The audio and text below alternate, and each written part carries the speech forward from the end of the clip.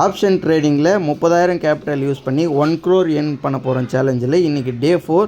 நான் பார்த்தீங்களன்னா இன்றைக்கி hero trade தான் ட்ரை பண்ணியிருந்தேன். ஹீரோ ட்ரேட்னால் நான் வந்து ஹெச் பண்ணி தான் ட்ரேட் பண்ணுவேன். காலும் வாங்குவேன், புட்டும் வாங்குவேன். ஒரு பக்கம் கால் வந்து 0 ஆகிடும் தெரியும், ஒரு பக்கம் புட்டு வந்து ஜாக்பாட் அடிக்கின்றது தெரியும். இதுக்கு நான் எவ்வளோ கேபிட்டல் யூஸ் பண்ணேன்னு பார்த்தீங்களன்னா, காலுக்கு ஒரு 1500 புட்டுக்கு ஒரு 1500. ஏன்னா மேக்ஸிமம் என்னோடய ரிஸ்க்கு எவ்வளோ கொடுக்கலான்றேன். ரெண்டுமே 0 ஆகிட்டாலும் 3000 போனாலும் பரவாயில்லன்னு தான் இந்த ரிஸ்க் எடுத்தேன். அதே மாதிரி கால் சைடில் 0 ஆகிடுச்சு.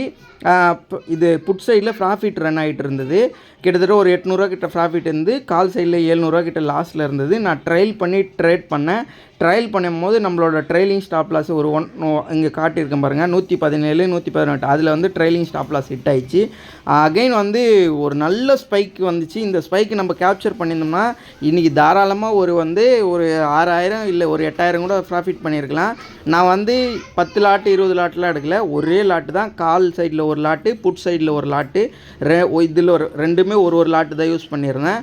ஏன்னா நம்ம வந்து 10-20 லாட்டு கூட போகலாம். நம்மளோட ரிஸ்க் கெப்பாசிட்டி வந்து வெறும் 3000 தான். நான் சொன்ன மாதிரி தான் ரிஸ்க்கை அதிகபட்சம் லாஸ் பண்ணால் 3000 தான் நான் கொடுக்கறதுக்கு தயாராக இருக்கேன். அதனால் 3000 தவிர்த்து என்கிட்ட மார்க்கெட் ஒரு ரூபாவும் கொடுக்க மாட்டேன்.